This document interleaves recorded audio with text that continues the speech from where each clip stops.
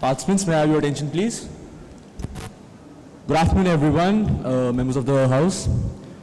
I welcome you all to the final debate of the Claude Martin debate. So before beginning with the debate, I would like to introduce the chairperson of today's debate. The chairperson for today's debate is Mr. Craig Kerr. He is the creator of the mass media communication syllabus used at ICSE level as well as the advisor for multiple boards across the country. Decorated educator with several awards for teaching and teacher training, including the White Feather Award for Education, Sharon Barron Award for Young Teacher, and Edward Macus Memorial Award for Innovation in Education. Has taken part in debates against international teams and has conducted training for debaters across the country. Currently leading a team research related to use video gaming to help in the education of young students with attention deficit hyperactive disorders. And also, he has a specialization in public relations and public speaking. Can we have a huge round of applause for Mr. Craig Kerr?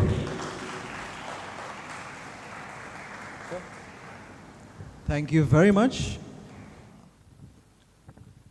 Ladies and gentlemen, a good welcome to the Claude Martin debates for the year 2025. It's always an honor for me to be here on the stage. This is always a place with a very high level of debating.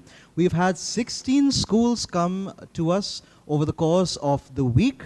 They have had several preliminary rounds, they have had their quarterfinals, semifinals, and we are now here at the all-important final round. So today we have what we consider to be the best of the best from all of the judges that have judged us so far. I will first introduce the special judges that we have today. First up, we have Dr. Surbhi Modi Sahai.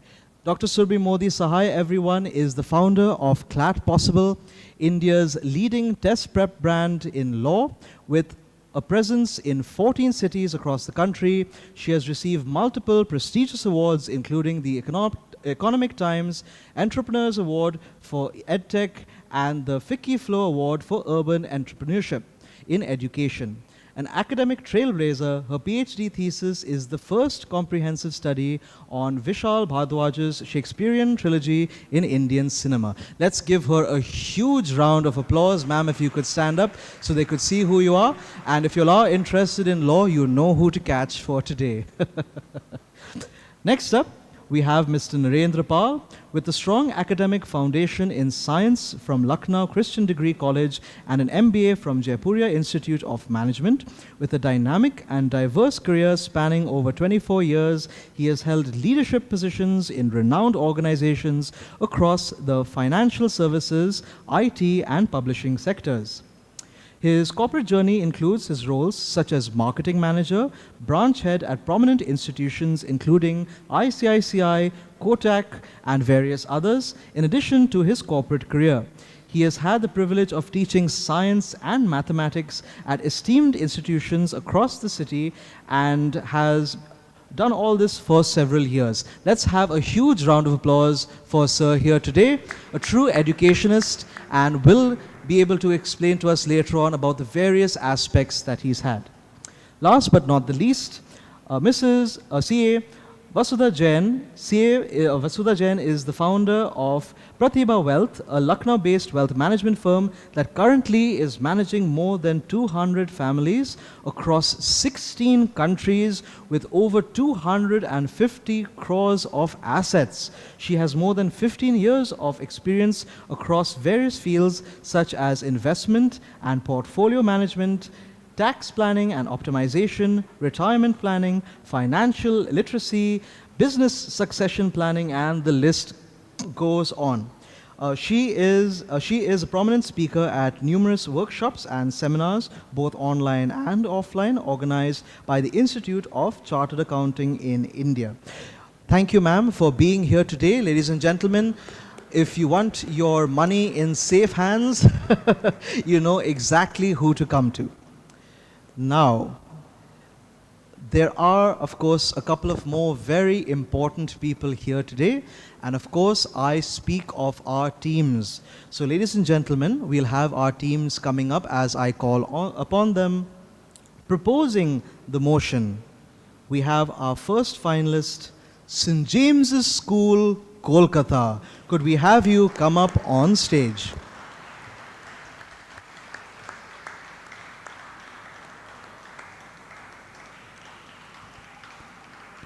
They comprise of Ranay Datta, Arnav Khaitan, Ashil Mehti, and Afzal Wakkar.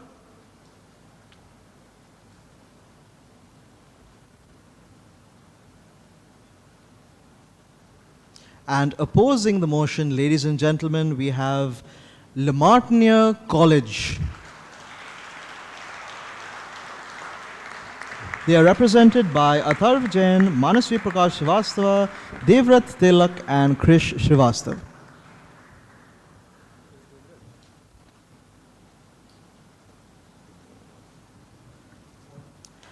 I will now explain the rules of the debate. Teams, please pay very close attention. We do know that you all know the rules from previous rounds, but be very careful because these are going to hold great importance, especially with our judges. Rules for the debate. Each team shall be represented by one principal speaker and two supporting speakers.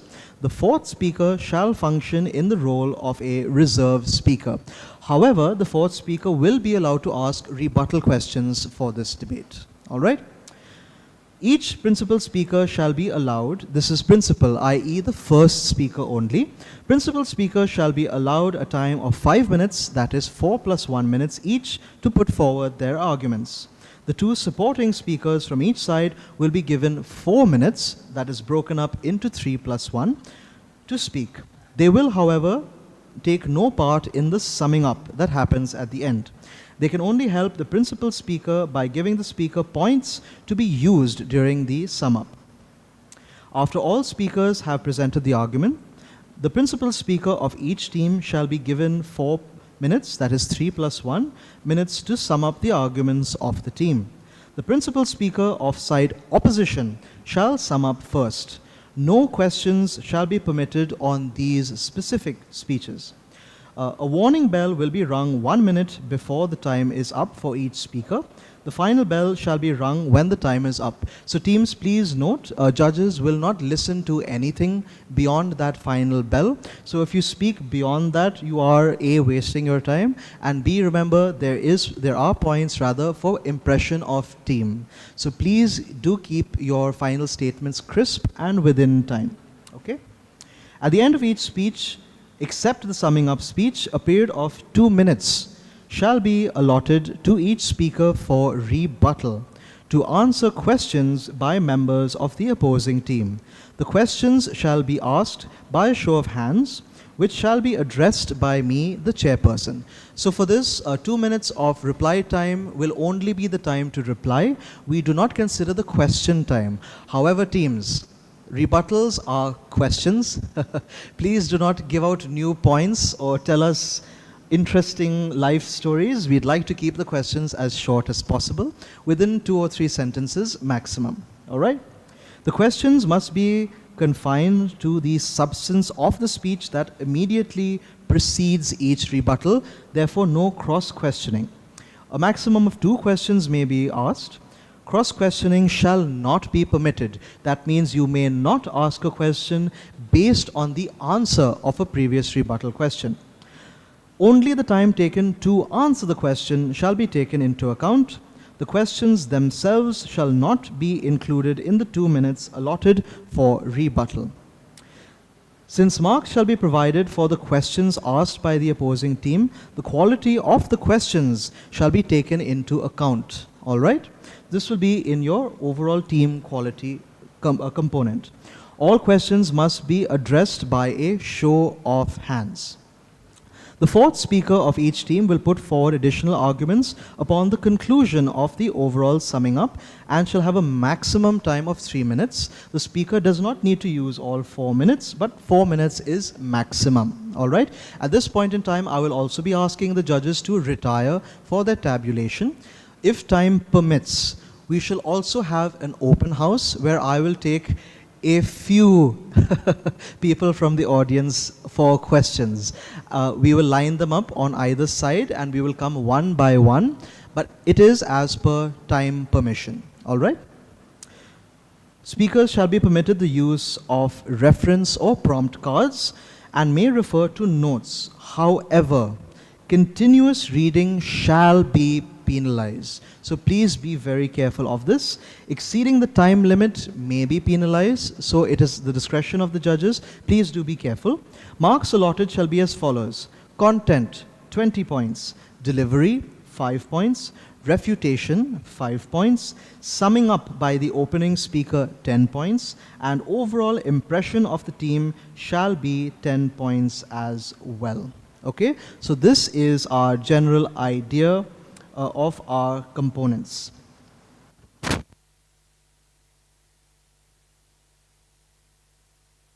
Right, the topic for today is as follows. It is a very interesting one, which in fact is very important for all of our young students here going into college.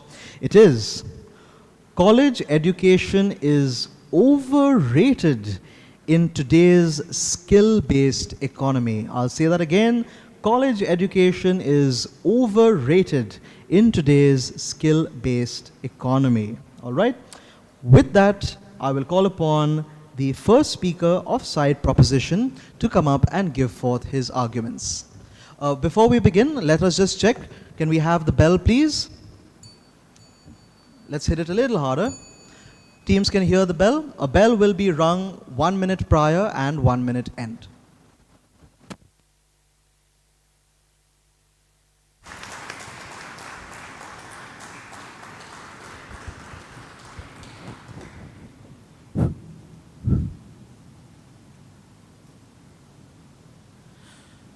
Members of the House, a degree may get your foot in the door, but it is only your skill which keeps you in the particular room that you're stepping into. Because the economy in the modern world today doesn't hire your degree, it hires your ability. When Steve Jobs said these lines with respect to the modern economy that we're developing every moment, he meant it. Because understand today, members of the House, that today the economy is not like the economy which probably existed even 6 months back. The modern skill-based economy is something that is rapidly changing and evolving. And probably over the course of my debate right now, for the next 5 minutes, the economy might still change. Good afternoon, ladies and gentlemen, members of the House, respected jury and everyone present here. Today I, Adranaya Datta from Side Proposition, I'm going to prove to you and strongly propose the motion that college education is overrated in today's skill-based economy. Members of the House, let's dissect the motion. As the first speaker, right at the onset of this debate, let me first define what the motion is speaking about. Understand what is college education. College education is the structured process of formal learning in universities after your school learning is basically over. But understand that this particular learning is restricted between the boundaries of a predefined curriculum. And therefore, it is important to note that college education today is theoretical, but that education is absolutely not practical. Now, when you talk about a skill-based economy, understand that a skill-based economy today is very different from the economy that existed before. Because today, jobs and growth is not just driven by what you know. It is driven by how you apply what you know. And employers today, ladies and gentlemen, are valuing execution. They are valuing how you are designing a particular data. They are valuing how you are analyzing various codes. They are not just merely texting or testing how much you know. They are analyzing how much you can prove, how much you can apply what you know. And these demonstrable and transferable skills much more matter than what classroom theory merely means. Now understand that college education today is disproportionately glorified. And this word disproportionately glorified is what the term overrated means in today's crux of the debate. Understand that today side proposition is not here to prove to you whether college education is good or whether college education is bad. But what we are here to prove to you today is that whether in today's economy, this college education is the epitome of success. Because we often have seen this predefined notion that if I get into the top college in the country, I will secure a proper job. But members of the house, ask this question to yourselves. There are IITians, there are doctors who have gained the degree, there are IITians, there are doctors who have passed through that rigorous hard work of 4 years, but still today they stand jobless. Is it because that they are not knowledgeable? No, members of the house. It is because of the mere fact that today they are not able to apply that knowledge in the current scenario. But understand that today in the modern 2025, jobs are not just merely restricted. Understand that jobs today have expanded. The jobs that were considered favorable in a time 30 years back and the jobs that are considered favorable today has absolutely changed. Now, ladies and gentlemen, let me give you one disclaimer. Today, side opposition might come up here and try to deviate from today's motion. Understand one fact very importantly. The motion specifies about college education and it does not specify about college degree. There is a very subtle difference between what education is and between what degree is. And why do I tell this to you? Understand that today, through social media, you can sell products without an MBA. You can build a global podcast right from your bedroom, because the world today didn't ask you, where did you study? It asks you, can you do what is needed to fulfill the roles of the job? Now, when you talk about this skill-based economy, we don't just mean about getting a job. We are talking about a system where your ability can make a meaningful professional impact that is determining your value, not the stamp on your certificate. Also, members of the house, the biggest disconnect today is between what the world demands and what college is delivering. The modern workplace today is changing every 6 months. Understand that the classroom from the 1980s and the classroom from today, 2025, still remains the same. Is a car the same today? No. Is a mobile phone the same today? No. Even the packaging on your water bottle has changed over the course of these years. But these classrooms haven't changed. The mere fact that today these colleges are themselves sending you for internships, these colleges are sending you for training, proves the fact that even colleges today realize the difference of theoretical knowledge and the importance of practical knowledge. Thank you. Judges to note, the speaker only exceeded by 16 seconds, so that's fine with us. Ladies and gentlemen, these are school students. I'm being very blunt here, okay? They are between the ages of 16 and 19, but they are giving us arguments that are honestly better than much of what we hear in the outside world. So I do believe this debate is going to go places, but I do also hope that they are ready to answer the questions that are going to come to them. So side opposition, we have 2 questions. Let us have first the further speaker ask his question and then the closer. So 1 question each. Please keep your questions short and concise. Check second mic, please. Hold on a second. Sound box. Yep.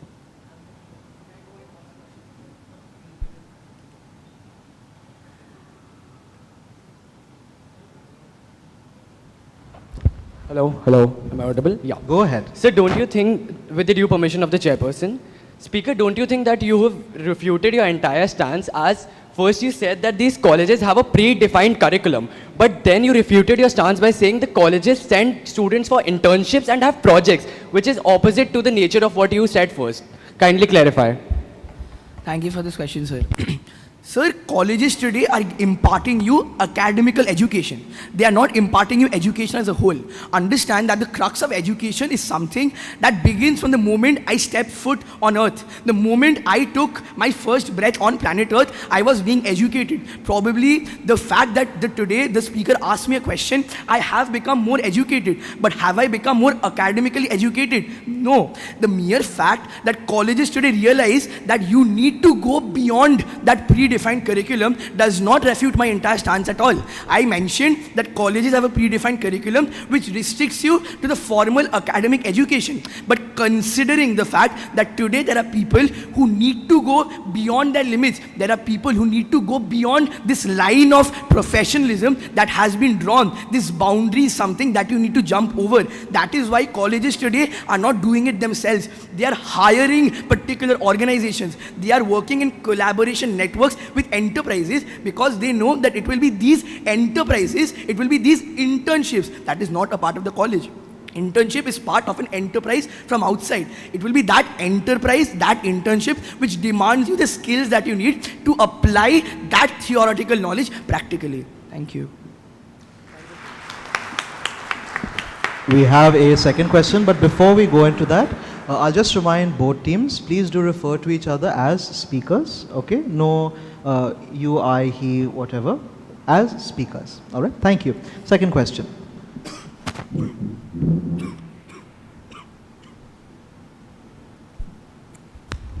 With the due permission of the chairperson, may I pose a question to the speaker? Thank you, sir. Well, Mr. Speaker, in your speech you mentioned and gave us an example that there is ample amount of evidence to suggest the fact that IITians and engineers who have completed a rigorous practice of having gone through a college degree are still unemployed. Mr. Speaker, don't you believe in the fact that it is a systemic failure of the educational system itself and not the entire concept of not imparting college education? How do you justify that? Thank you so much, sir. Sir, when you leave school, like Mr. Kaur also said, that this topic is very important for young minds who are leaving school and going to the college. So understand that once you enter and step your foot into the boundary, into the line of that college, the moment you cross the gate, your entire education's sole responsibility lies on the college that you're in. Your college is taking responsibility of the fact that whatever education, higher education you get to apply in the real world is solely coming from us. So the fact today that if IITians and doctors are not getting jobs, IITians and doctors are not after their graduation, they are not able to get proper placements. That is solely the problem of the college itself. Now when they're thinking about differentiate between education system and college, understand that your college is your education system end of the day. Because after you leave school, you are completely studying in that college. So whatever education system you are in, that is your college. I will give you one more example. Members of the House today, there are many debaters around the entire country. I'll just finish, sir. There are debaters around the entire country. Speaker, time has concluded. Okay, so the judges basically will not listen to the further. So you may end at this point. Thank you so much.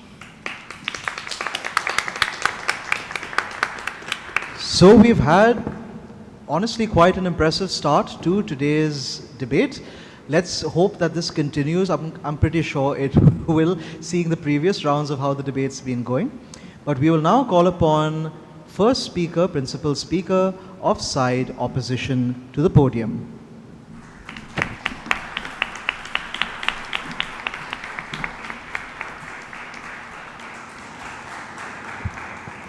Am I audible to the judges? Right. I'll start in the reverse count of 3, 2, 1. Statistics, the paradigm shift in the economy, knowledge, the general public plus the environment, and mutual inclusivity. These are the 5 things I will be focusing on today in my speech.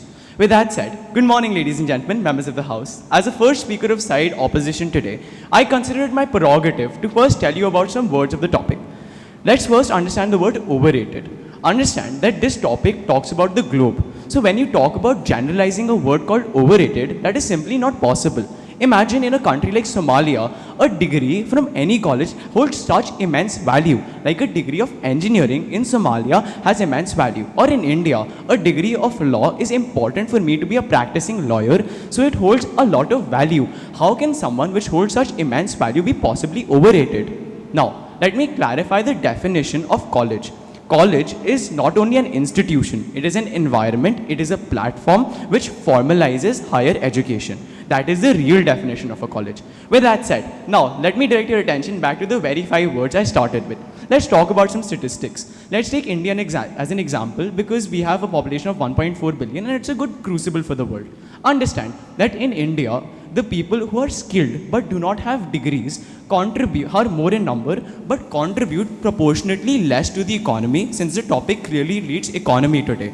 Understand that the amount of people with degrees in India are less than those of the skilled people without degrees, but they contribute disproportionately more to the economy than those skilled workers without degrees. That is what today we're talking about. Now, side proposition today came up here and told us about people like Steve Jobs, who's a college dropouts. Understand, those cases are few and far between. For every one example that we can give you 1 million names who have a stable life because of college. And that is what we're saying. You can't take a cherry-picked example and apply it to the general public of India. If I, as a NEET aspirant, want to become a doctor, you can't expect me to drop out of med school and become the Steve Jobs of the medical world, can you? Now, let's move on to the second word, the shifting paradigm of economy, since this debate talks about economy. Understand, I would take an example of medicine once again. Excuse me, I am a NEET aspirant. Now, if we talk about the past, a butcher became a surgeon just because of his skill to cut. Now, if you go to any hospital in Lucknow or any hospital in the world, you would see the thing of robotic surgeries. Understand that that robot has the skill of cutting, but the surgeon who sits behind that robot has the knowledge to know when to cut, where to cut, how to cut, and why to cut. And that is what we're talking about. Understand, ladies and gentlemen, that knowledge is the real foundation of this economy. Understand that skill cannot combat exigencies, cannot handle exceptional scenarios. That is for knowledge. Now, I would like to direct your attention to the third thing, which is knowledge itself. Understand that by no means side proposition is saying that skills are useless. What we are saying, ladies and gentlemen, is that skill and knowledge go hand in hand together. You cannot expect me to sprint without knowing how to walk, can you? All we're saying is that skill builds upon the foundation that knowledge sets, and that foundation is given to us by college. That is what we're talking about. Now, I would like to direct your attention to something else. Well, at the beginning of my speech, I told you of the fact that colleges are more than just mere institutions. Colleges are platforms, colleges are places and environments which hone skills. Understand that if I was a college student and I would be in a college debating competition, I am honing my skills as well. If I am just a skilled worker, that skill might take me to a particular point, but then I will plateau. To grow into that field, I need knowledge, I need conceptuality, which will be given to me by college. Leadership is taught to you by college, and that is what today we are talking about. Now, with that said, I would like to conclude my statement today.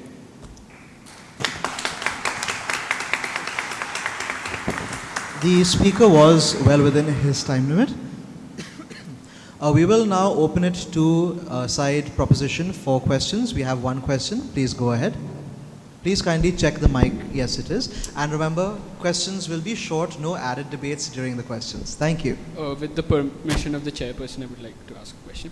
The speaker made a definition, defined the Indian economy and talked about skilled and non-skilled workers with degrees or without degrees.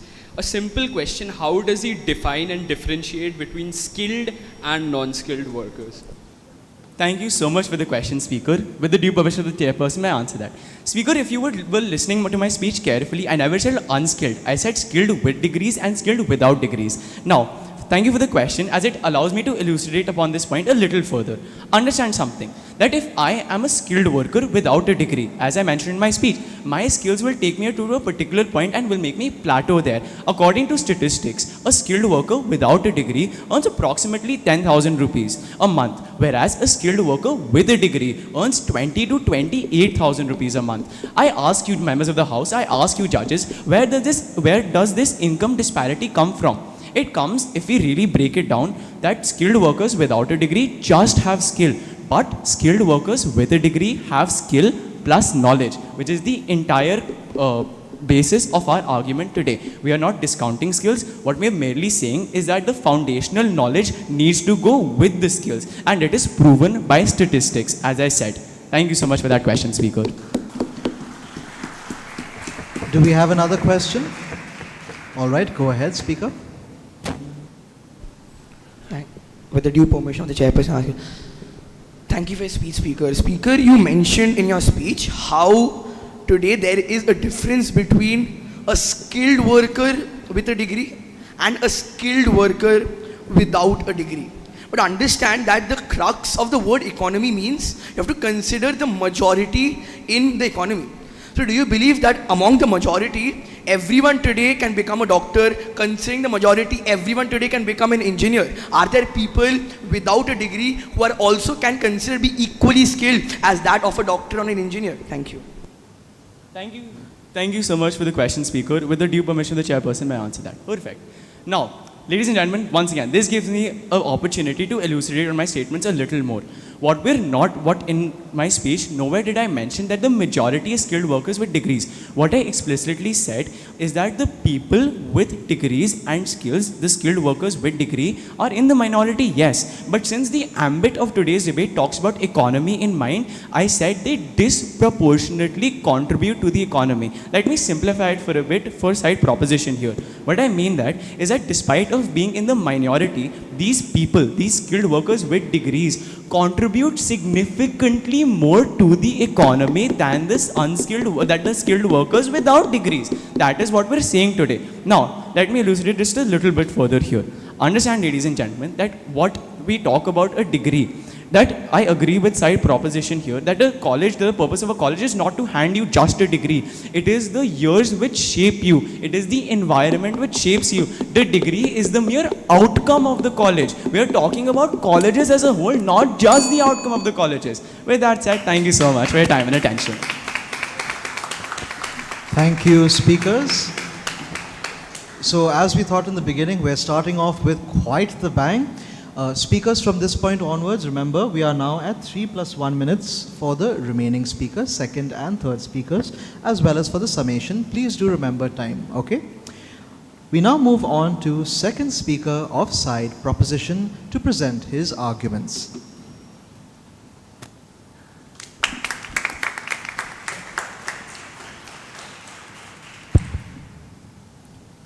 Ajay Excel put it right when he said, I don't need a master's degree.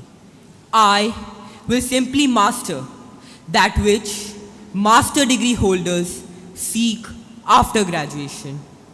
Many lose their genius while trying to please their grades. With that, a very good afternoon to one and all present here, respected chairperson, members of the jury, and members of the house. Today, I, Arnav Khaitan, as the second speaker of Team Proposition, will prove my point to you in the ambit of time. Members of the house, remember the gentleman I mentioned at the beginning of my speech, Ajay Excel. He is the founder and CEO of the World Scholarship Forum. And today, he is recruiting talent, creativity, and innovative minds from all around the world. And today, Mr. Excel is excelling in today's skill-based economy without holding a college degree, ladies and gentlemen. Today, Team Opposition may attempt to make the House believe that college degree is the sole ticket to a successful career and a successful future. But ladies and gentlemen, today, as we stand in the 21st century, it is important that we understand that today, skills and expertise are worth much more than the traditional qualifications and those backed by college degrees, ladies and gentlemen. Today, as Team Proposition, it is our onus to prove that college degrees are overrated in today's world. Our onus is not to show that college degrees are not needed or they should not exist in today's world, but merely that they are too hyped in what is required to fulfill the needs of the modern world. Ladies and gentlemen, what do we mean by the term overrated? Overrated means that something is given more praise or more importance than what it genuinely deserves. Today, as a part of this global society and this global economy, it is our duty and responsibility to be a driving force behind this global economy. Ladies and gentlemen, we cannot be a mere screw or a cog in this global economy. As a living being, we are already a constituent of today's economy. However, it is our practical efficiency and competence in performing our tasks that will make us capable of honing our skills and making the firms that we work for advance and develop. Ladies and gentlemen, with that stamp of a degree, for which you worked 4 years with diligence and hard work, dedicated time and effort once and many times, and moreover, invested lakhs of rupees just to get a package of 15,000. Ladies and gentlemen, understand the disproportion of the return on investment here. But to progress as an individual, you need to hone those skills. And members of the House, it is important to understand that today this motion does not talk about us. It does not talk about us sitting in this hall. We come from reputed institutions. We have the privileges that majority of the population does not have. Not everyone can go to IIT, not everyone can go to AIMS. Are they not a part of this economy, ladies and gentlemen? It is because today college degrees are considered as a landmark for credibility that these expertise go unnoticed in today's world. Ladies and gentlemen, I would like to give you a very relatable analogy. Imagine reading a book on tennis and seeing Roger Federer play, and now you expect that you can win the Wimbledon. Ladies and gentlemen, this is how far college degrees will take you without any skills. Thank you. Judges to note, the speaker exceeded by only 15 seconds, so it's fine. All right, 15 seconds exceed. Do we have questions? All right, we'll have one question from the second speaker sitting here, closest to me rather. With the due permission of the chairperson, may I pose a question to the speaker? Thank you, sir. Well, Mr. Speaker, in your speech, you mentioned and gave us an example of Aja Excel, wherein he said, and I quote, many geniuses die trying to please their parents. So, sir, how do you justify the fact that it is the fault of the parents who fail to recognize their skills, the experience of the children, and perhaps it is the college that recognizes those skills and opportunities of the very same boy? How do you justify that? Thank you for your question, sir. With the due permission of the chairperson, I would like to answer that question. Sir, you heard me wrong. My statement was, and I quote, many people lose their genius while trying to please their grades. Never in my speech has the word parents even been brought up. However, I thank you for bringing that up. Ladies and gentlemen, who overrates college education today? It is us as a society whole. It is the parents with their backlashed memories that think that these traditional qualifications can suit the modern economy and the modern needs of the world. Thank you. We have another question. Closest speaker, you may go ahead. Right. Am I audible? Am I audible? Yeah, okay. With the due permission of the chairperson, I would like to pose a question. Right. Mr. Chairperson, does the speaker agree or not that cherry-picked examples who are so few and far between do not represent the interest of the majority, yes or no? Thank you for your question, sir. With due permission of the chairperson, I would like to answer that question. So, sir, you talk about us cherry-picking. Sir, majority of the population in this world is coming from those underprivileged classes which cannot afford to go to those reputed colleges which will get them a job. Because today, these reputed colleges are considered as a landmark to get a good job. These are considered as a landmark for your qualifications. And sir, today, we are not the majority who can afford to go to these prestigious institutions. They are the majority and they don't get to use their skills to contribute to today's economy. Thank you. Thank you so much, Speaker. So, we're not too far in, but we've already seen quite a few interesting directions that we've gone. And once again, a couple of things that maybe even I didn't think of quite honestly as part of this topic. So I am very impressed by both teams. Going on, asking rebuttal questions, I am giving both teams permission. Once you ask the question, you may be seated. Okay? You don't have to stand through the whole thing. I'm giving you the permission. We have second speaker from side opposition now coming up to present their argument.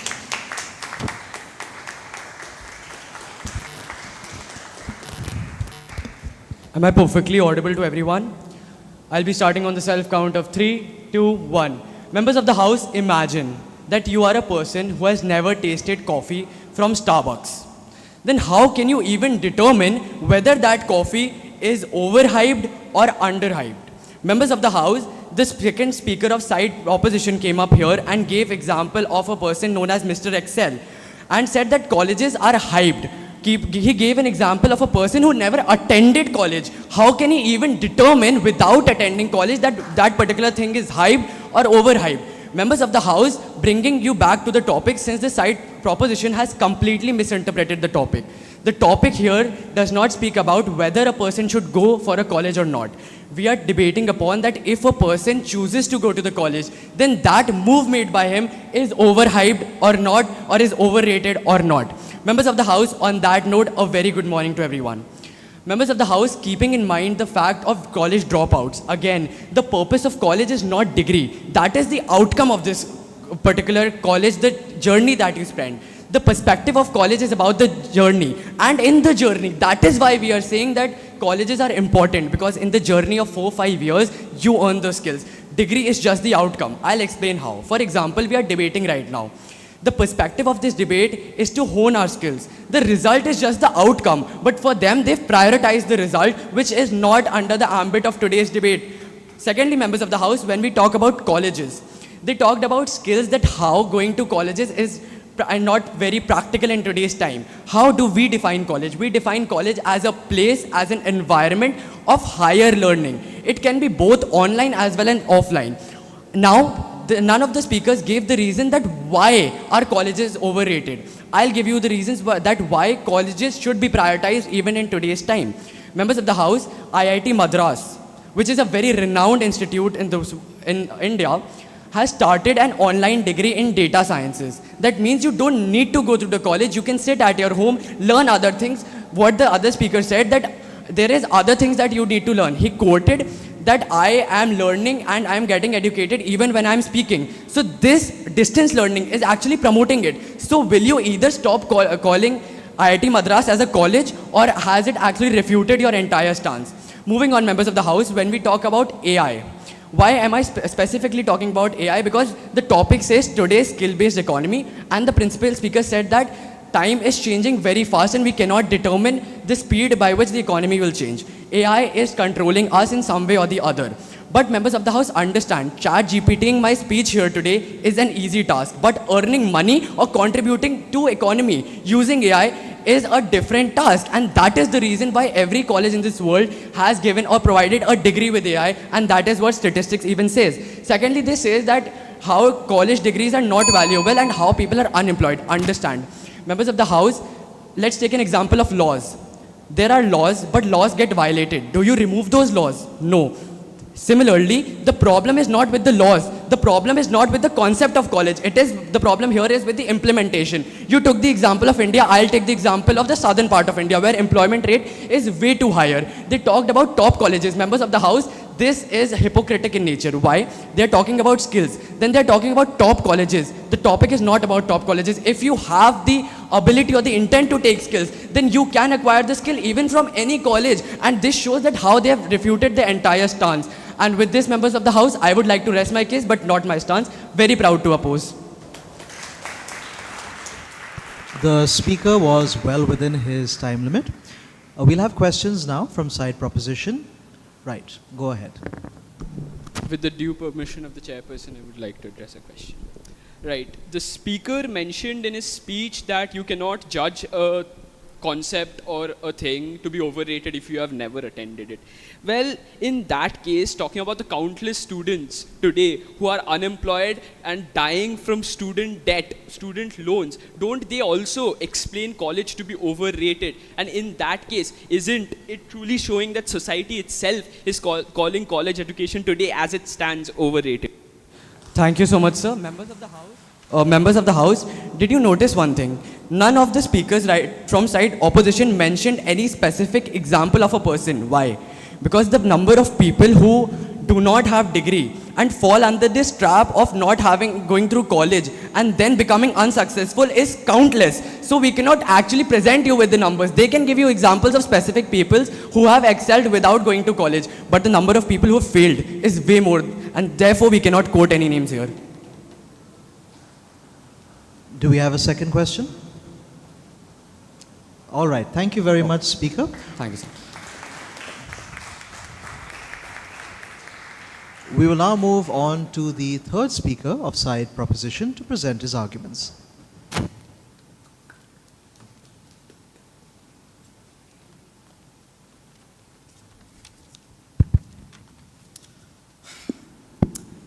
Today's side opposition has come up here and painted college education as an ivory tower without failing to realize the cracks that are in that tower in today's day and age. Good afternoon, members of the House, respected judges, and Mr. Chairperson, and my worthy opposition. What we must understand that side proposition doesn't come up here to call college education obsolete or not required. College education is of course required. However, what we must understand is we are here to deliberate upon whether it is overrated or not in the context of entirety of society itself, considering both the privileged sections of society and the underprivileged sections of society. Now, ladies and gentlemen, understand that colleges itself differ in quality, and so does privilege. Today, we here are truly privileged to be standing here in the halls of this esteemed institution and deliberating upon this pertinent motion with like-minded individuals. However, outside the halls of this institution, in this very country, in this very planet, there exists countless people who do not share the same privilege. Now, what happens when they fall into this trap of college education? They go to subpar institutions which do not give them the skills required to perform properly in this economy, and they end up being unemployed without jobs. If we talk about a person from Balurghat, an underdeveloped part of West Bengal, he cannot access IIT, he cannot access Harvard or Cambridge. Of course, there are institutions which train your skills and your knowledge. However, can the majority of society actually access it? No. Here we are talking about college education as a concept for the entirety of society itself. And what we must understand, even though college education is necessary, it cannot be accessed by each and every individual. And due to that very fact, as a society as a whole, for those majority of people who come from these underprivileged background, this college education is truly overrated. Now side opposition came up here and talked about us cherry-picking examples about where we are not talking about knowledge. Understand, in this economy, knowledge is changing with every second. However, these syllabuses that we have in colleges have been designed in the 20th century, in the 19th century. So even when we talk about these syllabuses, they do not include the knowledge itself that is necessary to be skilled in this economy. Furthermore, side opposition came up here and talked about how if you go to a college, you're automatically skilled. However, again, they did not talk about the quality of the institution. Of course, there are institutions that have that quality to impart skill and knowledge both. However, the majority of society cannot access it. So for the majority of society itself, college education ends up being obsolete. Let's talk about today's skill-based economy.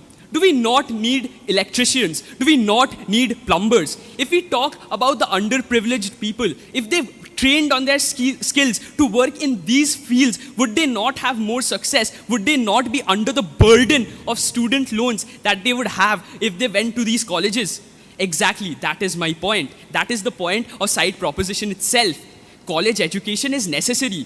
College education differs in quality. However, for the majority of society who cannot even get to that elite level of college education, it is truly overrated for them. Understand that side opposition came up here and talked about the faults in implementation. That is the problem in colleges. However, that itself is the problem in the college education system. When the implementation is improper, how can you call the college education system proper? When there is problems in implementation, there is problems in the way it is rated. And thus, for the majority of society today, college education is truly overrated. Thank you. Thank you, Speaker. Judges to note, Speaker was overtime by only 12 seconds. Also, I'm quite happy that the Speaker brought up points about creation of syllabus, since that is what I am also largely part of, so gave me things to think about. Any questions? We have a question. Let's go for it.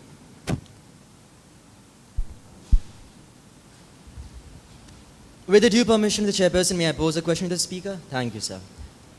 Mr. Speaker, in your speech, you gave us an example of how a person who comes from Balughat, from Kolkata, cannot get entry to the IITs. But if I were to say that there was a person called Anand Kumar who failed to get into Harvard, and yet another, he tried to train people who came from underprivileged backgrounds to go to that very same IITs, does not, by the virtue of that, do you not believe in the fact that by the mere existence of this fact, it implies the fact that college education is indeed not overrated? How do you justify that? Thank you for your question, sir. Understand that, yes, I do agree. There are colleges that do bring together knowledge and skill hand in hand. The IITs to some extent do so. Harvard to some extent does so. However, understand, at the end of the day, the very fact that Anand Kumar, who was outside of that college education system, used his skills to prop up his students to reach that level, which would actually not be accessible to them if they were originally from that underprivileged section of society, goes to show how much skill matters. Furthermore, understand, at the end of the day, these students who go to these institutions, you said some person might not be able to go to the IITs. Understand, why are they not able to go to the IITs? Because of their economic status, and that is the economic status that prevails throughout the world. They come from underprivileged sections of society who cannot access that elite level of education which blends knowledge and skills together. So for them, it is truly overrated until an exception like Anand Kumar walks in. Thank you. Thank you, Speaker. There is time for another question. All right, go ahead. Thank you, Speaker, for your speech. Sir, in your speech you mentioned that how college education is a privilege for most of the people and others cannot afford it. But don't you think that learning skills from another platform would be more expensive for a person who's coming from an underprivileged background, since he does not have any pre-existing resources and contacts? Right. Thank you for your question, sir. You mentioned pre-existing resources and contacts. Understand, there is a prevailing problem in American universities today, which is called legacy. People whose parents went to these universities can access them more easily than people who didn't. Understand, privilege exists everywhere in the world, and privilege is power. Now, these people coming from these underprivileged sections of society do not have that power, but they have access to other resources that is around them. They have access to training institutes which teach skills at cheaper rates that they can actually use to grow their skills and be more functional in this economy than going to a college and then going to a subpar college which they can afford and then dying under student debt, being unemployed. Thank you. Thank you very much, Speaker. I think I'm beginning to understand that more than just researching, the teams have a definite idea of what they're about to get into as soon as they complete their school life. So I'm very happy to see that they do have a general idea of where they are going to go. With that, I call upon third speaker of side opposition to come and present their arguments.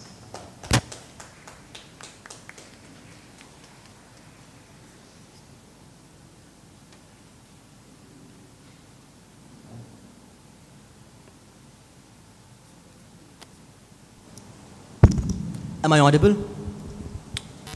Right, I'll start on a self count of 3, 2, and 1. A degree may get you through the door, but it is the skills that let you stay. Ladies and gentlemen, if that would have been the case, then there would have been no point of making or the creation of any entrance exam to get into any particular college whatsoever. Greetings, members of the House. About 40 minutes ago, we started this debate.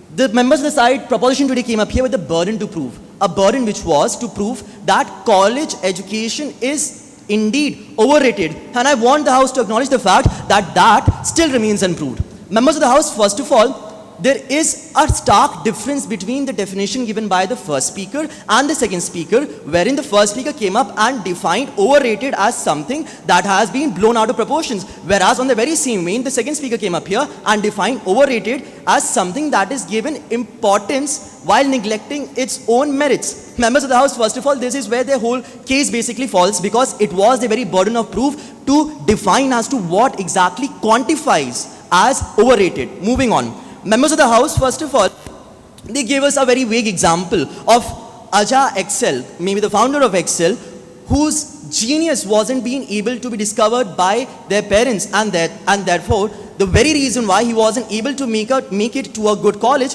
was the very reason that prompted him to make this particular statement. So can we take that as a precedence and apply it throughout the nation and throughout the country? Where does the question of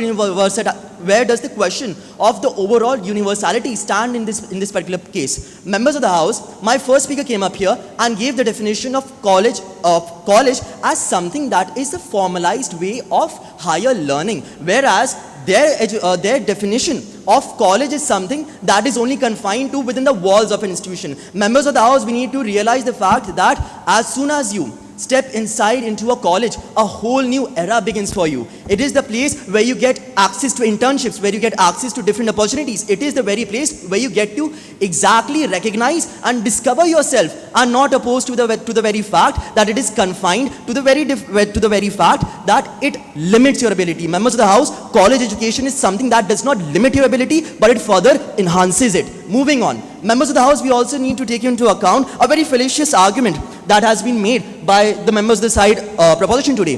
They came up here and said, and I quote, "Classrooms remain the same even though the world have changed." Members of the House, today we sit in a Spencel that is air conditioned. Today we have schools, we have classrooms where we have digital smart boards. Therefore, the very question of the dynamic nature of future is out of the question, because today, members of the House, kindly read the topic. It says that college education is overrated in today's skill-based economy. That is, it talks about the present and not about the dynamic nature of the future. Members of the House, when we talk about college education, whether being the subject of being overrated or underrated, I would like to conclude with a very simple statement, and that is that education and the level of knowledge that comes when you become a part of a college is something that stays with you throughout your life. Your skills may get you through the door, of course, but it is your knowledge, it is your prior experience that helps you to apply that very knowledge that you inherit from a college education, and thereby I'm very proud to oppose. Thank you. Judges note the speaker was well within his time limit. We'll take questions from side proposition. We have two. We'll start with the further out. Thank you for your speech, sir. With the due permission of the chairperson, I would like to propose a question. Thank you, sir. So, chairperson, the speaker criticized Ajay Excel by saying that he made this statement only because of the fact that he didn't go to a college himself. However, when he is able to contribute largely to today's particular economy, to today's skill-based economy, when he can contribute so largely, so dominantly, then how does he justify his stance that colleges are not overrated?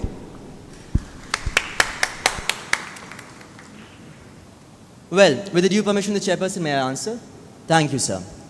Well, first of all, ladies and gentlemen, let's try to understand as to how this example of a CEO who happens to come from the most developed nation, that is USA, shall take precedence over the future of people who happen to be a part of this nation. So that particular question falls flat on its face. But for the sake of verity, I would still reply to that. Members of the House, we need to realize that the very fact that my second speaker came up here and didn't give us a quantifiable number on the very fact that the people who have gone to college, who have college education and have not been able to make it into their life is significantly far compared to those who took part in entrepreneurial prospects, and thereby they have defeated their own very stance, because it was their burden to prove that college education is overrated, whereas it was our burden to prove that college education is not overrated. And thereby, by the virtue of this answer, I simply mean that college education is something that is an amalgamation of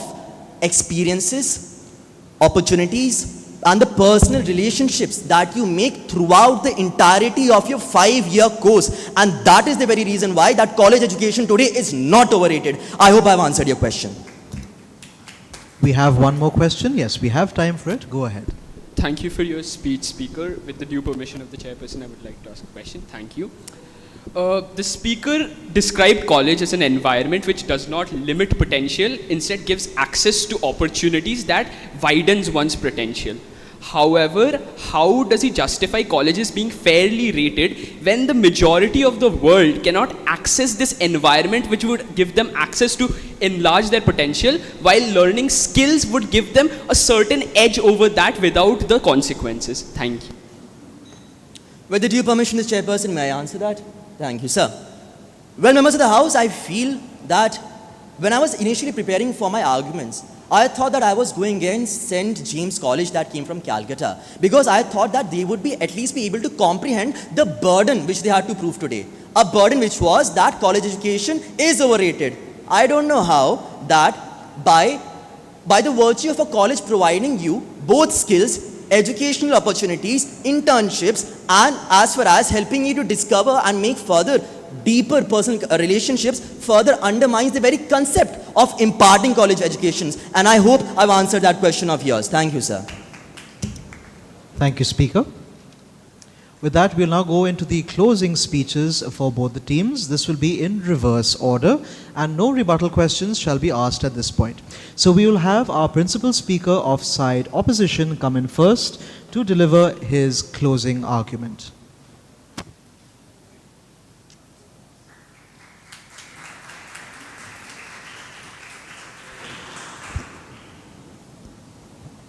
Am I audible to the judges? Right.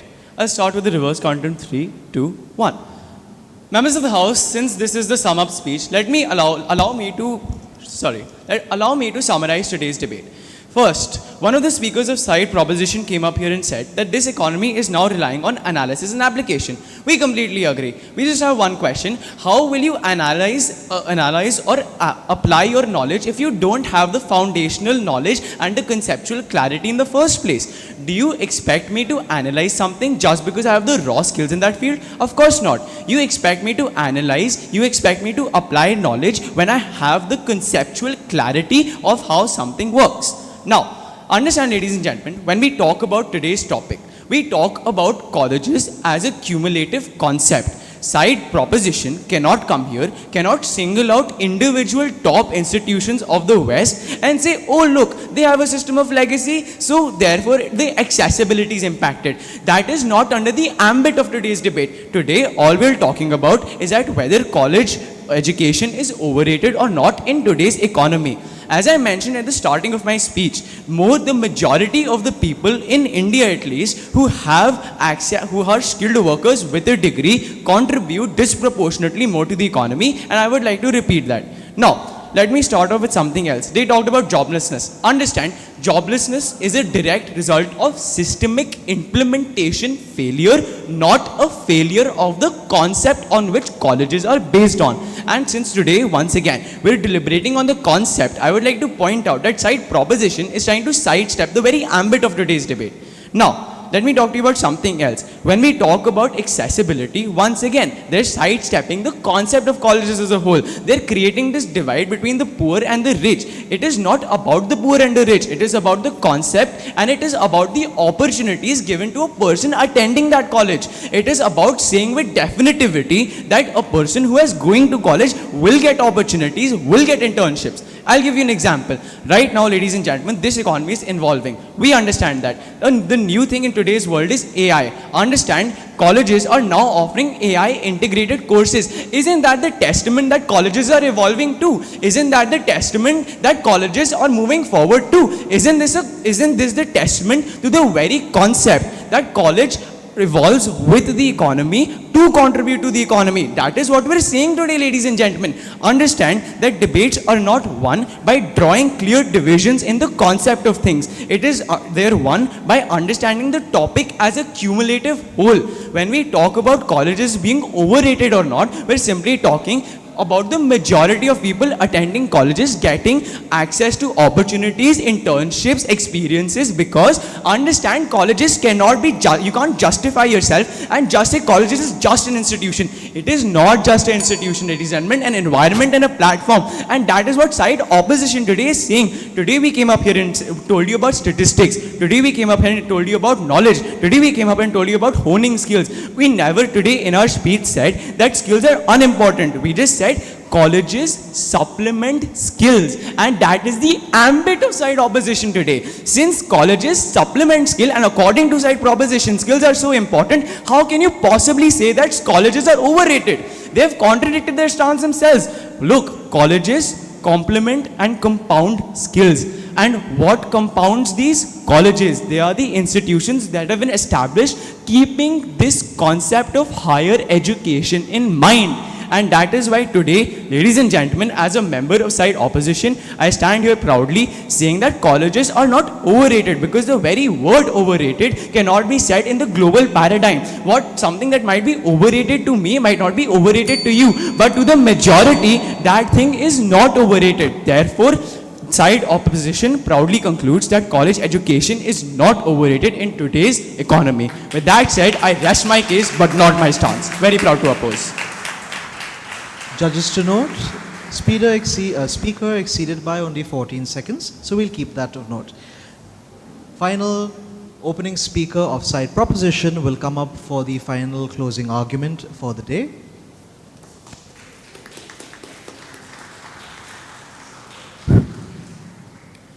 Members of the House, as the last speaker of side proposition, representing St. James School and not St. James College, let me tell you one very important thing. That Aja Excel was not from USA. He was from Nigeria, members of the House. Just a small clarification, which probably side opposition missed out on. It's fine.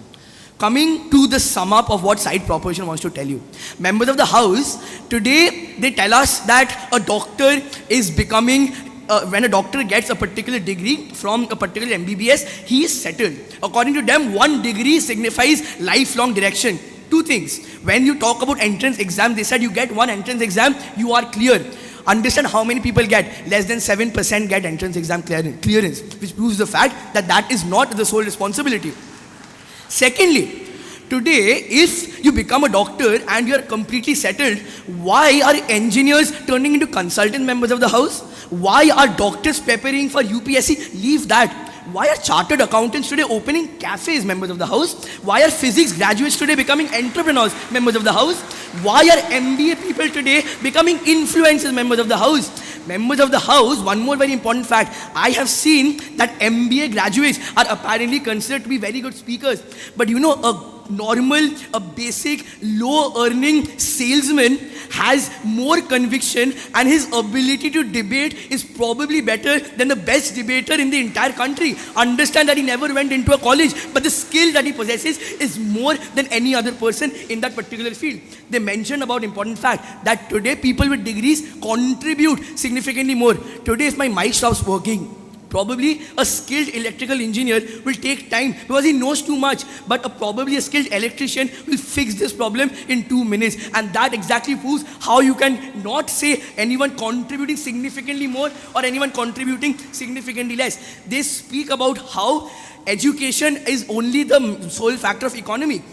Today, aren't sportsmen also a part of the economy? Today, sportsmen didn't went to any college. Virat Kohli did not go to any college. He understood the importance of leadership under stress. Which college taught him how to take these emotional qualities, these emotional aspects and apply them in real life? No one did. It was his sheer dedication which gave him the skill to think so.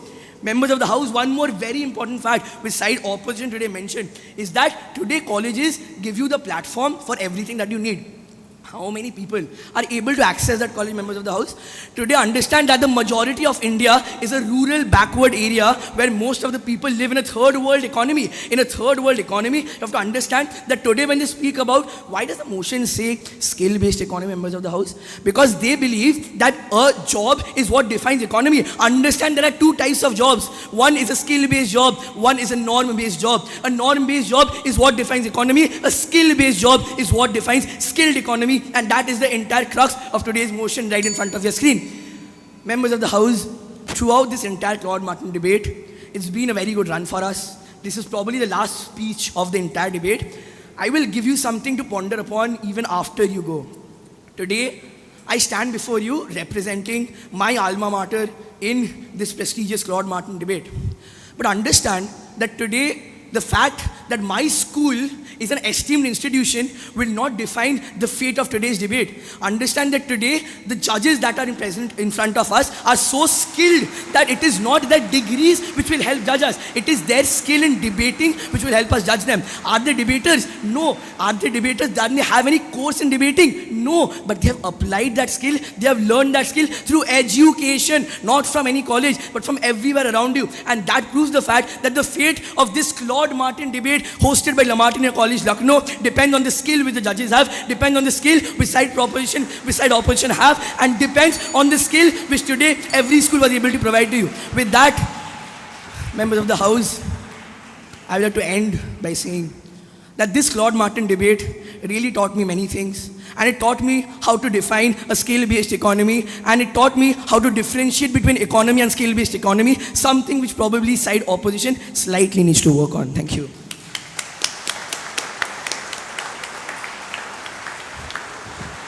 That was very passionate. Speaker exceeded his time limit by 23 seconds, which is okay by our books. Now, ladies and gentlemen, I will reveal a little secret to you all. This was not planned since, of course, I am hosting and I have had no input on who is here today. But for me, this is a very special debate. On one side, that is my left, I have the college that I am currently working in. On the other side, I have the school which I studied in. And so this for me is a very personal matter because my heart is in two places at the same time.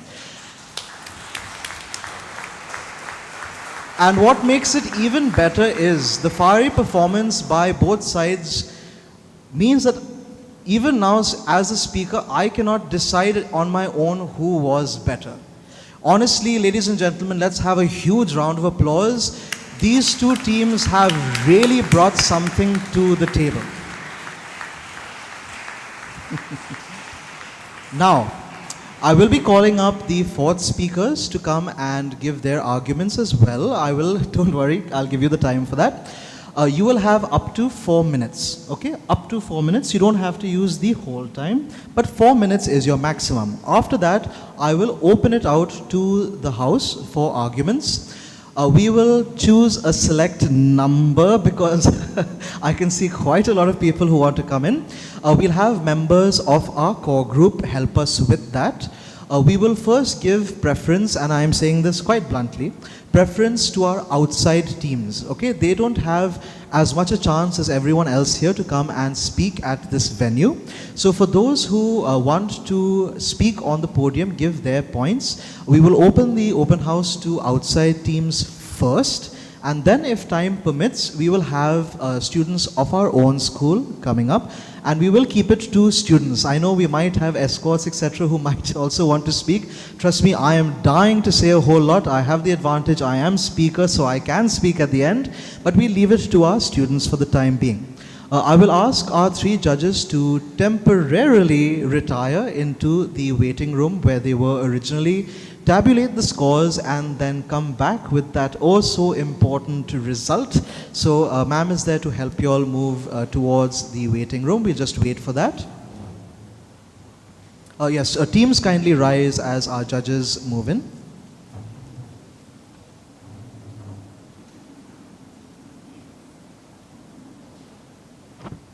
Thank you so much. You may be seated. Once fourth speakers do speak, I will also give a little bit of my own tidbits information because I just can't help myself, and then we'll open it to the house. So fourth speaker of proposition, you may begin.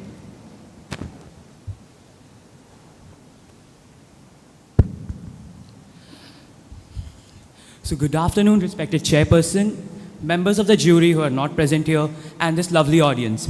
Today, I, Afzal Waqar, as the fourth speaker, would like to propose the motion that college education is overrated in today's skill-based economy. I have 5 constructives with which I hope I can prove my point of view. My first constructive: college education is too rigid. The colleges, they usually follow the same paths, the same traditions, semester after semester, fixed subjects, same routines. But today's skill-based economy, it requires mix and match. College education, it is too slow and too fixed for this fast way of learning. My second constructive: college education, it does not teach us soft skills well. See, jobs today, they not only require academics, they require teamwork, they require communication, they require quick thinking. But in colleges you just need to give a paper in which you just learn and you just vomit. Real work, it needs people who solve problems together as a team and not just memorize and vomit. My third constructive: new industries, they move faster than colleges. There are new fields which have come in our society like AI prompt writing, you have drone flying, then you have content creation which are growing day by day. But you know, by the time the colleges, they try to input these things in the syllabus, that the trend which is following, it becomes in history, and we never get the chance to express it. My fourth constructive, college education, it rewards copying and not creating. See, in college, you are told to follow the book and not make mistakes. Members of the house, the skill economy, it rewards people who try new things, to build new ideas and even learn from failure. College education often kills this spirit. My fourth constructive, it is not modular. If you want to learn just one useful topic, then the college says, sir, please pay for the entire fees. Please pay for the entire year. In the skill economy, if you just want to learn just one topic, you need to pay for the entire year for entire things in which you don't want to learn. Waste of money. History itself proved my point of view. Take Claude Martin for example, a soldier and a visionary who built the famous Lama Tiner College, which is hosting the Claude Martin debate. He never went to a formal debate education himself, and I don't think he would use to bang tables when a teacher would ask him a question. He learned through skills, hands-on experience, and constant self-teaching. His work, trade, and architecture and leadership outshone many degree holders of that time. If centuries ago, a man without college education could achieve this thing in today's skill-based economy, imagine how much more proof we need to gather more to prove that college education is overrated in today's life. I have two rebuttal questions for the opposition with which I will rest my stance. First, if a person with no college education builds a startup that creates 100 jobs, would you call them a failure because just they don't attend college? And my second constructive, since they put emphasis much more on, so you say about internship. If college education alone is enough, why do internship recruiters ask for portfolios, ask for coding tests, ask for design samples or real work experience instead of just looking at your college degree? Thank you. Thank you, Speaker. We always love having the fourth speaker come up as well, because there is just a limited time for information to be put out, and three speakers just simply can't give us everything. And those niche points that are left behind are so beautifully brought out by the fourth speakers. So we really love having them around. And of course, we'll have fourth speaker of side opposition also come up and give us his arguments. Am I audible? The function of education is to teach one to think intensively and to think critically. Intelligence plus character, that is the goal of true education. This is the quote that is quoted by Martin Luther King Jr. In a world that is rapidly changing, we need adaptable, thoughtful individuals. Colleges are not just about a degree, it's about acquiring knowledge and education. And degrees are just an outcome of that education and knowledge. Respected chairperson, members of the jury who are not present here, and my dear friends. The topic for this debate is college education is overrated in today's skill-based economy. Now, I would like to define that what is a college. A college is a place where a person goes to attain education and knowledge. And also, with that education comes skills. Now, I would like to give you an example that if a person is pursuing to become a doctor, then if he has the skill to become a doctor, but he does not know that how, where and when to cut, then that is completely useless. And where does that knowledge come from? It comes from education, and that education comes from college. College offers someone to learn skills like communication, teamwork, and leadership. Now, in the end, I would like to clarify that a burden for today was to prove that colleges are not overrated, and it was not to prove that whether a person should go to a college or not. And I will say that colleges are not overrated. Rather, they are underrated. And with that, I would like to rest my case, but not my stance. Thank you. Thank you so much, fourth speaker. All right, now we will go into our open house as far as time permits. We will first give allowance to our guest schools who have come here today. Those who would like to get into open house, we'll ask one of our core members as well as our other members to line them up on either side. Since time is short and results are almost on their way, we will have a maximum of maybe 8 speakers right now. If time does permit, I'll ask a few more to come in. So we have a few hands up. If you could kindly make your way to the opposing sides of the hall into the lines, our core members will help you get ready to speak.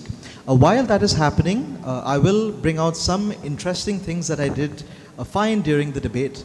First of all, these young gentlemen on either side of me will be going into a college soon, hopefully, unless they are going into specific trades, which is also fine. The world today is not just about higher education, okay? We do look at specialized courses. In fact, there are many places today that offer specialized training instead of regular college admission. However, we do have certain things like stigma. Oh, you didn't go to college. Why would you be a manager of this, right? College education, whether it defines you or not, is questionable. Okay?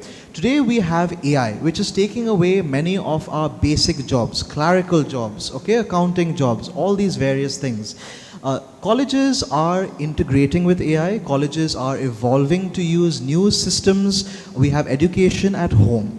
So is the definition of college still the same, or is it going to be something later on, is something that we will see as time goes on? Okay. Now we have a few up. So I'll call upon our first speaker of the day for open house to come up and give his views. Do keep it family friendly and concise. Remember, we are a school, reminder to everyone. And once again, I would ask everyone here to not pull apart the participants on stage. They've already had a good fight with each other. So keep it friendly. Thank you. Go ahead. Greetings to the house at large. My name is Raghav Mishra and I am from the School of St. Joseph's College.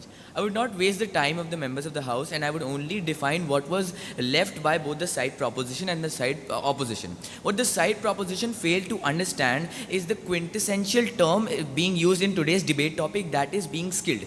Being skilled is defined as using one's knowledge effectively. The basis of today's debate is knowledge. Of course, the source of gaining that knowledge can be anything. It can be also the topmost colleges. It can also be social media applications by YouTube. But the certification of good knowledge that is gained by individuals is only being done by the great institutions as well as the great degrees given by the great institutions. For example, the great institutions like IITs, NITs, ICERs, IIMs, AIMS. So this completely proves that the great certification is extremely needed. Let's take for an example, an instance that we agree to the side proposition that even if a person gains that specific skill, if a person has those skills and not the correct certification and qualification, he would be deprived of jobs. He would have no identification and no glory. Therefore, he would not be able to contribute anything of his education, anything of his skills to the skill-based economy. What the side opposition failed to comprehend, that members of the house, please comprehend, as a science student, I would like to tell that in the classes of 11th and 12th, especially in physics, we learn about Newtonian laws, and these Newtonian laws are were initially discovered in the 1600th century. So the due course of education, knowledge and discoveries of 400 years is completely done in mere 4 to 5 years in the college, and we know how effective that is. So this completely states that the knowledge imbibed in the colleges is completely irrelevant to today's skill-based economy. Also, the notion of joblessness was introduced by the third speaker as a question. But the side opposition, this might seem convincing, but unemployment is mostly caused, as stated by the side principal speaker of the side opposition, that it is caused by systemic errors. That is due to corruption and the lack of regulation in the government. So this was irrelevant to the debate, but certainly can be related. and for example, that people of IITs and IITs still go to applications like LinkedIn and GoDaddy. So they are not able to find employment. This completely proves that the college education is completely overrated. Another analogy that could be used by the proposition is that even when we have NITians and IITians in our houses, the malfunction that is present in air conditioners, light bulbs, is completely fixed by the mechanics, the electricians that come from a very niche mechanical job, and they do not have any certification. With this, I would like to rest my case, but definitely not my stance. Thank you.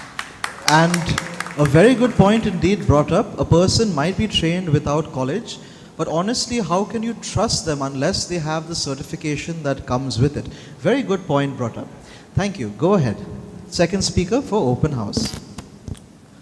Greetings to the members of the House. I would like to wish everyone a very pleasant afternoon. I'll start my speech right away. First of all, I would like to state that what the proposition could have focused on in this debate. According to the Ministry of Labour and Employment, less than 37% of people who actually hold a degree in Bachelor's in Arts today are employed. Also, the same goes for the Bachelor's of Technology. Only 63% of people who hold a degree in Bachelor's in Technology are employed today. The third speaker here of the opposition said it's about knowledge. But if it is about knowledge, these degrees today are full of knowledge. And hence why are these people not able to get a job in the job market? Now, the second speaker of the opposition today also presented us with a fantastic analogy, wherein he said, if the members of the proposition have not tried a Starbucks coffee, and hence how can they comment on whether the Starbucks coffee is overrated or underrated? But I question them that, sir, you yourself haven't tried colleges, hence how can you also comment on colleges? Now, the third speaker of the proposition introduced a new aspect. He talked about how college education is becoming extremely expensive. But the motion today clearly states that and focuses in today's skill-based economy. We are not here talking about finances. We are talking about how college education and the curriculum is slowly getting outdated. In conclusion, I would simply like to state that college degrees are open doors, but skills decide how far you go. The real challenge isn't between education or skills. It's about finding the right balance. Thank you. I would now like to rest my voice. Thank you so much, speaker. We will have a third speaker coming up. A very good morning to members of the House, the panel and the chair. Without further ado, I would like to begin my opinion. After witnessing this debate, I can strongly claim that the side proposition takes the debate, and here's why.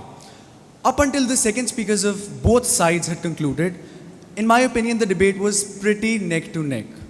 It all changed upon the entry of the third speaker of side proposition, since he raised valid points, and multiple valid points, might I add, most of which were not refuted by the side opposition. The main point, in my opinion, that he raised was, since college education isn't available to each and every individual, it forces these people to develop skills through third-party channels, and therefore the economy is forced to adapt, and thus is forced to hire people based on their skills, thus rendering college education overrated. And this point was not refuted by the side opposition and is a turning point in the case presented by both the sides. Also, the third speaker of the side opposition defined colleges by first refuting the side proposition and then said that it's not just the walls of the institution, but it's also a journey of self-discovery. But it's neglected, and the fact that is neglected is that the delta between someone who has attended college and someone who has just gained skills without attending college are the walls of the institution, thus, in my opinion, diluting the definition of college presented by the side opposition. And finally, the main point which I thought about again and again and again while witnessing this debate was the fact that the side opposition had completely ignored the existence of online resources for education that are available, and the fact that colleges, though mainstream, are not the only way to educate someone and gain skills. With that, having presented my views, I would like to thank everyone for listening. Thank you. Thank you, speaker. We have next speaker coming up. Quite a lot of niche points coming up at this point. I'm quite happy to see how in-depth all of the House speakers are going to basically prove their points. I wish everyone a very pleasant afternoon. I would not like to take much of your time as I only have one constructive that I noticed that neither the opposition nor the proposition focused upon. The opposition noticed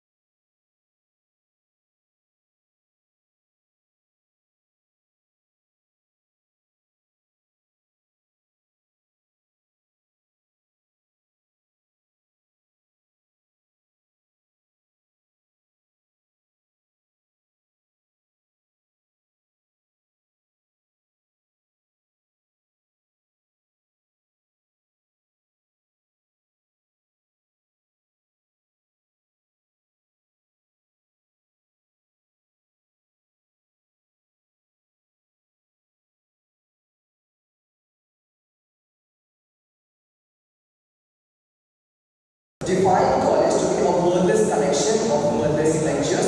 If we go according to them, then kindly do not listen to them, because all that they have been doing throughout this debate is lecturing us on wordless motion.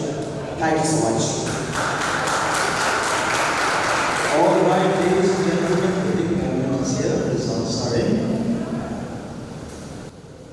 There is an average 3-point difference out of 120. That is how close the two teams are.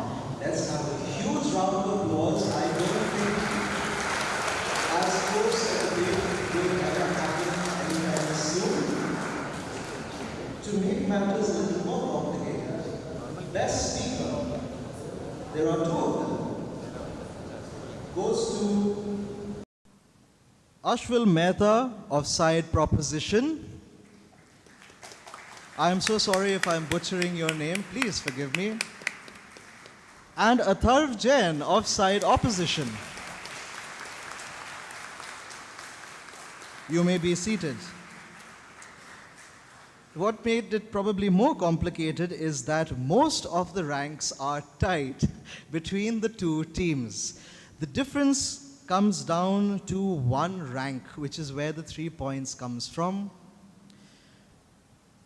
Today's motion has been defeated, which means Lamartine College has risen as the victors of the event.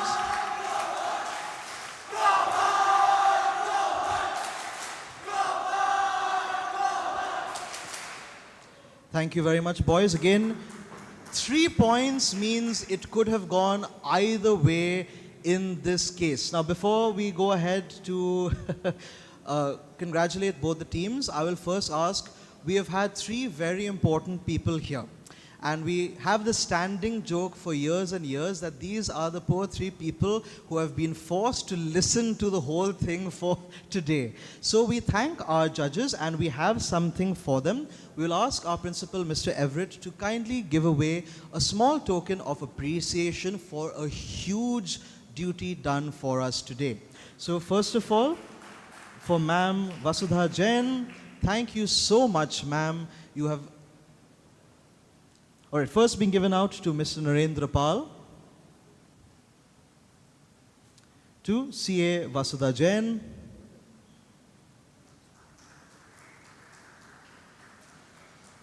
and to Dr. Surbhi Modi Sahai. We would ask if any of our judges would like to give some feedback for today. I am going to bully Dr. Surbhi Sahai because she always has the best insights. Ma'am, do kindly come up and give us some feedback of today's event. You may use any of the 2 microphones, ma'am. Thank you, ma'am Sahai. And thank you, teams, for being perfect gentlemen. All right. Thank you so much, Mr. Craig, Mr. Everett, for having me here year on year. It's something that I love because there is so much content on the stage and it's very difficult to shut up a debater. So imagine my plight. I was sitting right there listening to everything and not being able to come up and join these speeches. So yes, I always have so much to say. I'm scared one day you will stop inviting me because she has too much to say. But it was a very, very, very close competition. And I think that it is my duty to explain why did side opposition win. Side opposition won because I think they were more cohesive. Their argument was not necessarily superior to side propositions, but they were more cohesive. They stuck onto their stance. They held a hook point and they were there, all the speakers.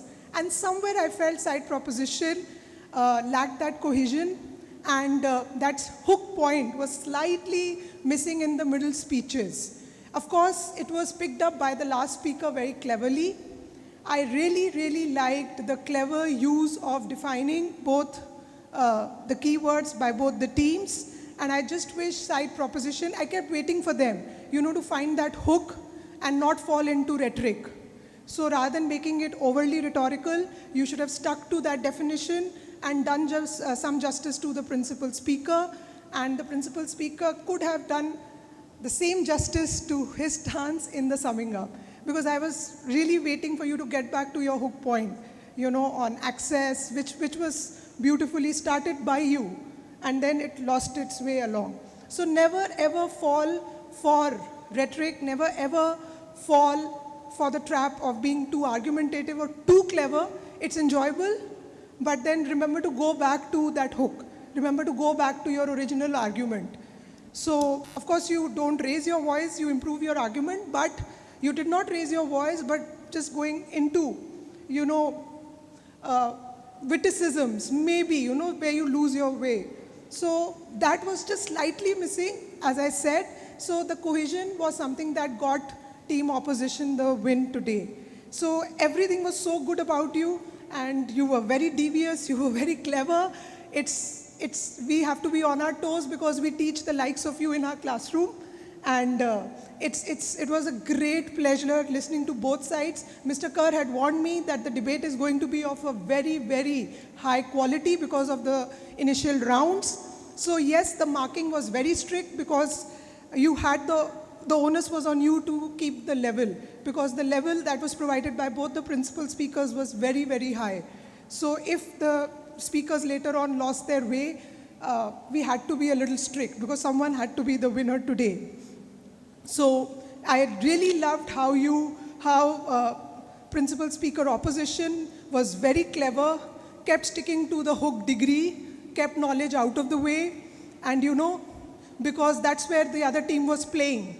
So if your second speaker had continued doing that, you probably would be winners today. So just somewhere, but you are still in school, and trust me, both of the sides, I think we were marking you tougher than we would have done it in colleges.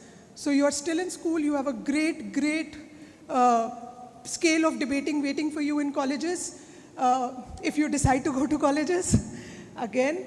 And if you don't, that's also great, no worries. So just that we had to do. So coming back to the principal speakers, doing justice, and the principal speaker's role is to define, and the team's role is to hold that definition up. So if you did that, you got the marks today. If somewhere you floundered, maybe you lost the marks today. So yes, stick on to that, and you have to be cohesive. So as a team, you have to decide definitions which the others can uphold and not lose around it. So examples are great, but as I said, the hook word was the key factor. Coming back to that hook was everyone's duty in the debate. Thank you so much. Thank you, Mr. Kerr. Thank you, Dr. Surbi. Training the future lawyers for several years now. So she does believe in a little tough love, but it's very important that you listen carefully to what she has to say, because if you do need a lawyer in the future, chances are she has trained them. We'll have Mrs. Jain coming up as well. If you'd like to just give a short experience. Teams, yeah, thank you so much, teams.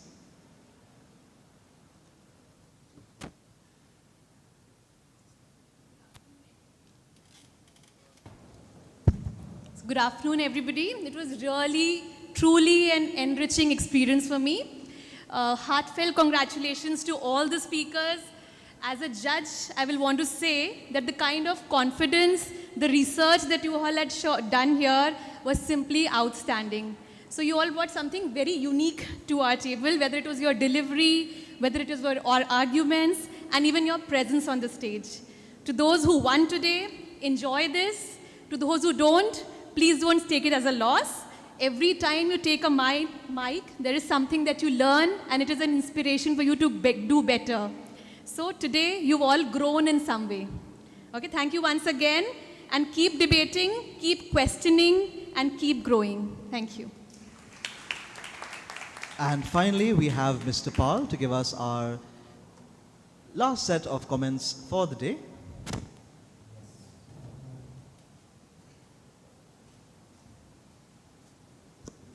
So a very good afternoon to everybody, and I'd like to thank everybody for giving me this opportunity to come over here.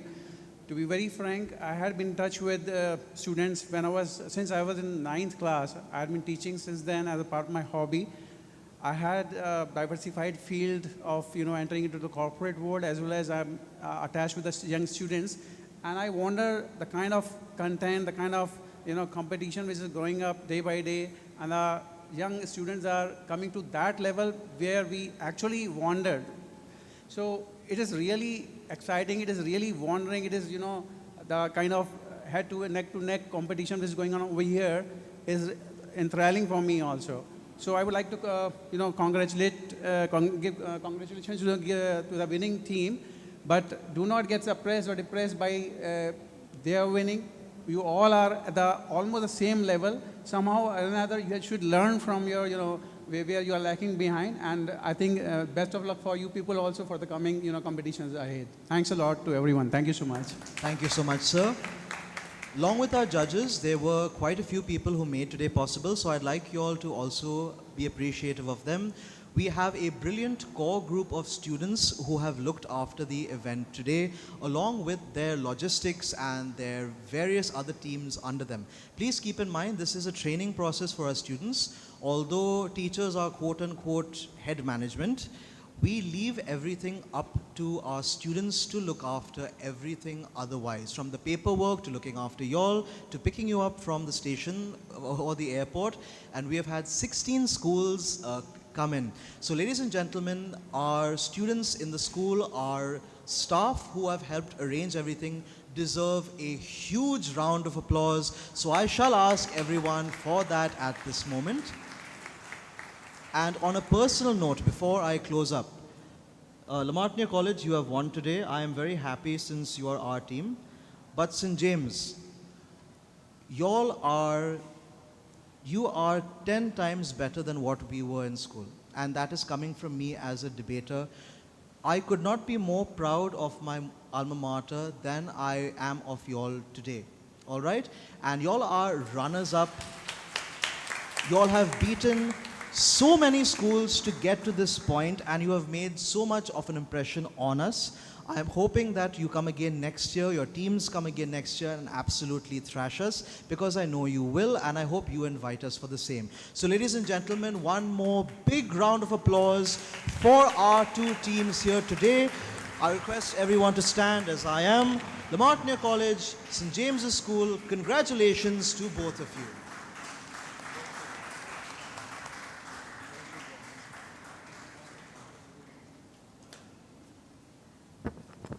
With that, ladies and gentlemen, we will come to a close for now. We will continue during the prize distribution a little later on in the day. For those of you who are here with us, please enjoy some refreshments and our hospitality. For those of you who are from school, you may now go home. Good afternoon, everyone, and see you again at the prize distribution.